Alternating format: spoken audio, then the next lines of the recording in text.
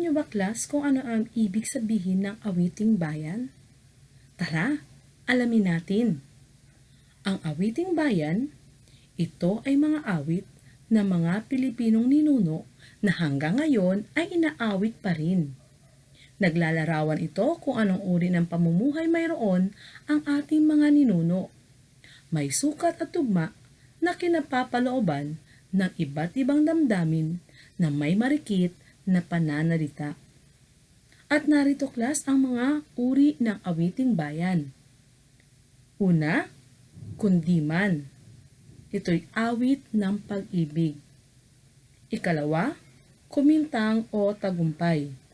Tumutukoy naman ito sa awit ng pandigma. Ikatlo, dalit o imno. Tumutukoy ito sa awit ng Diyos-Diyosan ng mga Bisaya. Ikaapat, oyaye o hele. Ito naman, class, ay awit ng pagpapatulog ng bata. 5, ay tinatawag na Jona. Ito naman o Diona. Ito naman ay awit sa kasal.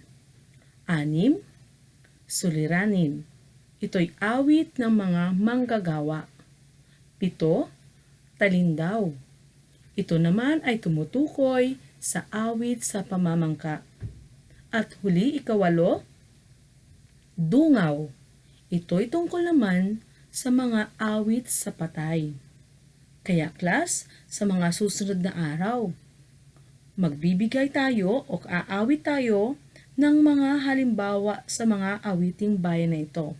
O pagkatapos natin basahin at pag-aralan ang mga binanggit na ito, ay aawit tayo ng mga halimbawa ng awiting bayan. Ngayon naman, alamin natin, class, kung anong ibig sabihin ng bulong. Ang bulong ay isang matandang katawagan sa orasyon ng mga sinaunang tao sa kapuluan ng Pilipinas. Isang panalangin, binuhay dahil sa pagnanais na makamtan ang isang pangyayari sa kapalaran. O kaya tayo, may mga bumibulong-bulong dyan sa inyong mga tainga, alamin natin kung anong ibig sabihin ng mga bulong na inyong naririnig. At narito yung mga bulong na kadalasang ginagawa pa rin natin hanggang sa kasalukuyan. Una, tabi-tabi po, ingkong. Ikalawa, makikiraan po. Ikatlo, tabi-tabi po, apo. Alisin mo na po ang sakit ng pamilya ko. 4, pagpalain ka nawa. 5, kaawaan ka ng Diyos. At 6, tabi-tabi po, nuno. O yan ang ating mga halimbawa ng bulong. O ngayon, pagkatapos natin, magbibigay din kayo mamaya ng iba pang halimbawa o ano yung mga ginagawa ninyo na maaaring bahagi ng bulong na namana natin sa ating mga ninuno.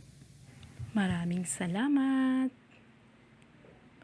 Like and subscribe!